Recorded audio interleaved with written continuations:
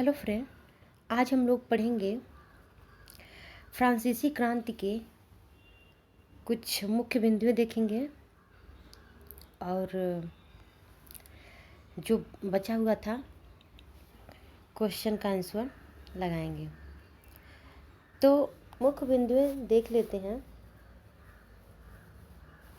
France के लोग महंगाई, कर वृद्धि और निरंकुश शासन से परेशान थे और फ्रांसीसी क्रांति ने फ्रांस में राजतंत्र को समाप्त कर दिया और क्रांति के दौरान तैयार किया गया मानव अधिकार घोषणा पत्र एक नए युग के आगमन का द्योतक हुआ था। ठीक है, आगमन का द्योतक हुआ था।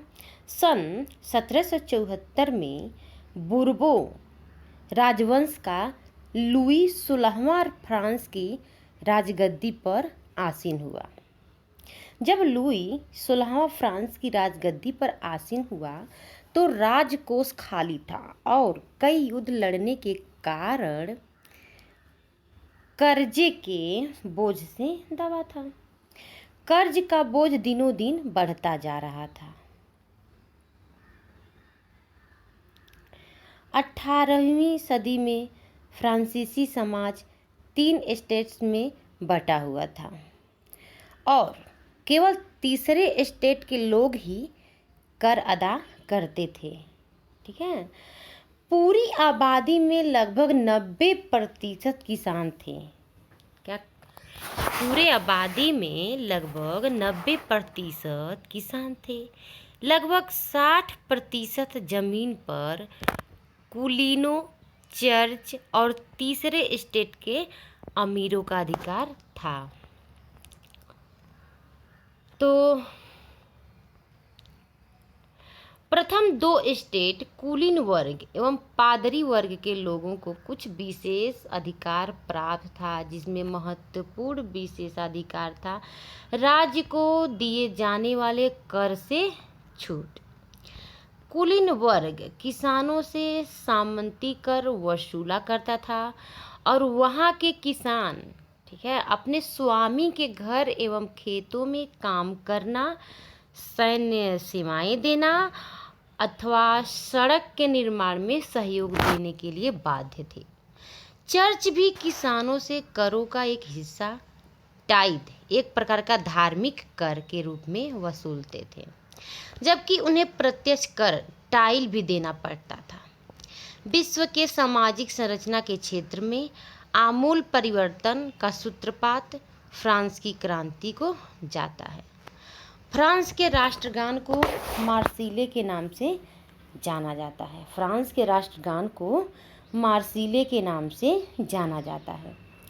लुई 16वें को न्यायालय द्वारा देशद्रोह के आरोप में मौत की सजा सुनाई गई।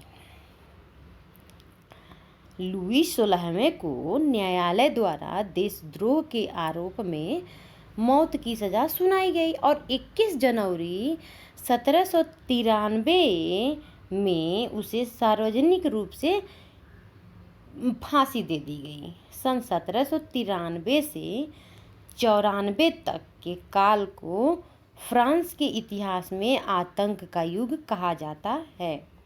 1793 से 94 तक के काल को फ्रांस के इतिहास में आतंक का युग कहा जाता है। इस समय फ्रांस में जैकोबिन क्लब का शासन था।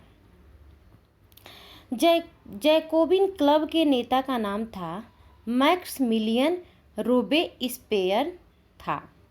जैकोबिन क्लब के नेता का नाम था मैक्समिलियन रोबेस्पियर था। जैकोबिन को 100 कुलात के नाम से जाना जाता था। जैकोबिन को 100 कुलात के नाम से जाना जाता था। 100 कुलात पुरुष लाल रंग की टोपी पहनते थे। 100 कुलात पुरुष लाल रंग की टोपी पहनते थे, जो स्वतंत्रता का प्रतीक था। 21 सितंबर 1992 को फ्रांस में राजतंत्र का अंत हुआ और फ्रांस को एक गणतंत्र घोषित किया गया। गणतंत्र सरकार का वह रूप है जहां सरकार एवं उसके शासक प्रमुख का चुनाव जनता करती है। गणतंत्र बनने के बाद फ्रांस में जैकोबिन का शासन हुआ। रोबेस्पियर सरकार सत्ता में आई। गर्दन से धड़ अलग करने की मशीन को गिलेटिन कहा जाता है। इसका नाम इसके आविष्कार डॉक्टर गिलेटिन के नाम से पड़ा है। रोबेस्पियर सरकार ने चर्चों को बंद कर दिया और उसके भवनों को बैरक या दफ्तर बना दिया। मैक्सिमिलियन रोबेस्पियर ने अपनी नीतियां इतनी सख्ती से लागू किया कि उसके समर्थक भी त्राही त्राही करने लगे। अंततः जुलाई 1994 में न्यायालय द्वारा उसे दोषी ठहराया गया और गिरफ्तार करके अगले ही दिन उसे गिलोटिन पर चढ़ा दिया गया। जैकोबिन सरकार के पतन के बाद फ्रांस में मध्य वर्ग के संपन्न तबके के पास सत्ता आ गई। नया संविधान बना और जिसमें 2 चुनी हुई परिषदों का प्रावधान रखा गया और इन परिषदों ने 5 सदस्यों वाली एक कार्यपालिका डायरेक्टरी को नियुक्त किया गया। लेकिन फ्रांस में यह शासन भी डायरेक्टरों के आपसी झगड़ों से नहीं चला और फिर सैनिक तानाशाह नेपोलियन बोनापार्ट का उदय हुआ।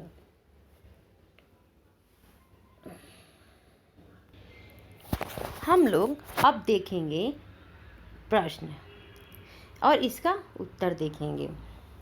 तो फ्रांस में क्रांति की शुरुआत किन परिस्थिति में हुई?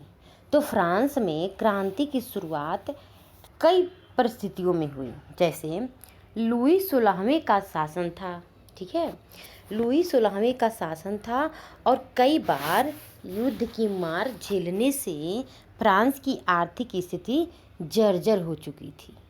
अब उसे फिर से नए कर बढ़ाने की आवश्यकता थी।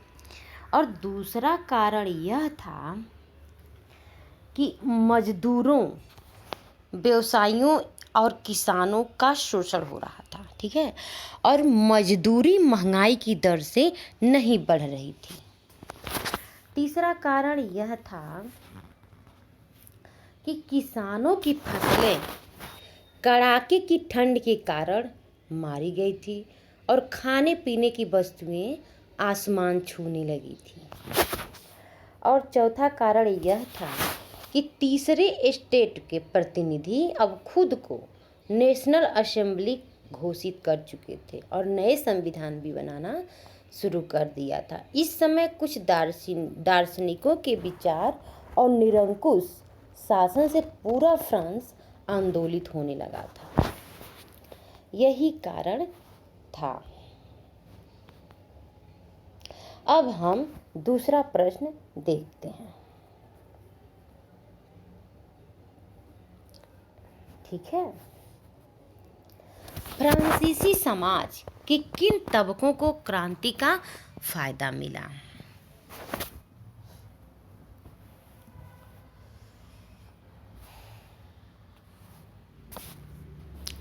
फ्रांसीसी समाज के किन तबकों को क्रांति का फायदा मिला? कौन से समूह सत्ता छोड़ने के लिए मजबूर हो गए? क्रांति के नतीजों से समाज के किन समूहों को निराशा हुई होगी?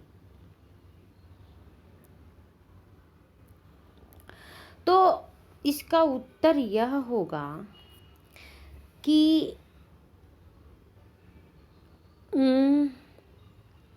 फ्रांसीसी समाज के तीसरे तबकों को क्रांति का फायदा मिला। कुलीन वर्ग को सत्ता छोड़ना पड़ा, जो जनता से सामंतिक कर वसूलते थे। पादरी वर्ग को निराशा हुई, जो पादरी वर्ग के लोग थे उनको निराशा हुई, जिनकी चर्चों को बंद कर दिया गया और चर्चों के भवनों को कार्यालयों में तब्दील कर दिया गया।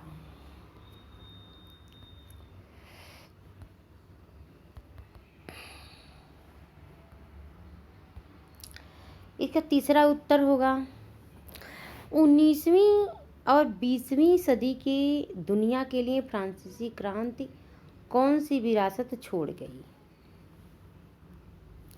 तो 19वीं और 20वीं सदी की दुनिया के लिए फ्रांसीसी क्रांति मतलब कई विरासतें छोड़ी गई। पहला था कि स्वतंत्रता और जनवादी अधिकारों के विचार फ्रांसीसी क्रांति की सबसे महत्वपूर्ण विरासत थे। और दूसरा था कि विश्व के अधिकांश देशों के अंदर जहां इस तरह की क्रांति की आवश्यकता थी, उन्हें फ्रांस की क्रांति से प्रेरणा मिली। और तीसरा था कि अमेरिका, रूस और इंग्लैंड में भी इस क्रांति की प्रेरणा से क्रांति हुए और विश्व पटल पर परिवर्तन हुए। इस क्रांति की प्रेरणा से विश्व के अनेक देशों में सामाजिक, राजनैतिक और क्रांतिकारी आंदोलन हुए। इस क्रांति से तानाशाही और निरंकुश शासकों का अंत हुआ और विश्व जनमानस अपने अधिकारों की रक्षा के लिए आंदोलन को प्रेरित हुए।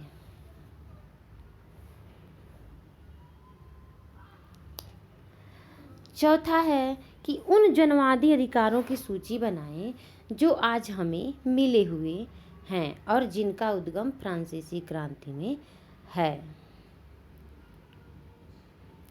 तो जीवन के अधिकार हुआ और अभिव्यक्ति की स्वतंत्रता के अधिकार हुआ, कानूनी बराबरी के अधिकार हुए, स्वतंत्रता, विधिवत समानता और बंधुत्व हुआ। ठीक है, क्या आप इस तर्क से सहमत हैं कि सार्वभौमिक अधिकारों के संदेश में नाना अंतर्विरोध थे? बताइए। तो सार्वभौमिक अधिकारों का संदेश वास्तव में अंतर्विरोध से घिरा था। मनुष्य और नागरिक अधिकारों की घोषणा में कई आदर्श संदिग्ध थे। उदाहरण के लिए, कानून केवल समाज की हानिकारक कार्रवाइयों को रोकने के लिए ही अधिकार रखता था, जबकि अन्य व्यक्तियों के खिलाफ आपराधिक अपराध के बारे में कहने के लिए कुछ भी नहीं था। और ये तो पहला हुआ। दूसरा यह हुआ कि घोषणा में यह कहा गया कि कानून सामान्य इच्छा की अभिव्यक्ति है, सभी नागरिकों को इसके गठन में भाग लेने का अधिकार है और सभी नागरिक इसके समक्ष समान हैं। जबकि उस समय जब फ्रांस के संवैधानिक राजशाही बन गया था, तब लगभग 3 लाख पुरुषों और महिलाओं को जो 25 वर्ष की आयु के अंतर्गत थे, उन्हें वोट देने की अनुमति नहीं थी। और तीसरा यह था कि अतः इससे साफ स्पष्ट होता है कि सार्वभौमिक अधिकार फ्रांसीसी समाज के कुछ वर्गों तक ही सीमित था और संविधान अमीरों के लिए ही उपलब्ध था। नेपोलियन के उदय को कैसे समझा जा सकता है? तो नेपोलियन बोनापार्ट का जन्म 1769 ईस्वी में रोम सागर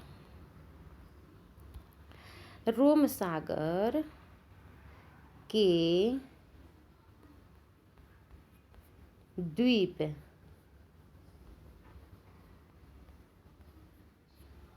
कोर्सिका की राजधानी अजासियो में हुआ था। नेपोलियन बोनापार्ट का जन्म 1769 ईस्वी में रोम सागर के द्वीप कोर्सिका की राजधानी अजासियो में हुआ था। वह असाधारण प्रतिभा का स्वामी था। उसने पेरिस के फौजी स्कूल में शिक्षा प्राप्त कर सेना में भर्ती हुआ और असीम वीरता, साहस और सैनिक योग्यता द्वारा उन्नति कर सेनापति बन गया। उसने ब्रिटेन, ऑस्ट्रिया और सार्डिनिया के विरुद्ध विजय प्राप्त की। तत्पश्चात वह डायरेक्टरी का प्रथम बना और थोड़े समय में ही वह फ्रांस का सम्राट बन गया।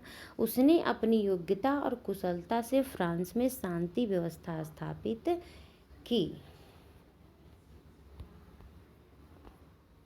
अब ये समाप्त हुआ, तो हम लोग अगले वीडियो में, ठीक है, मिलते हैं।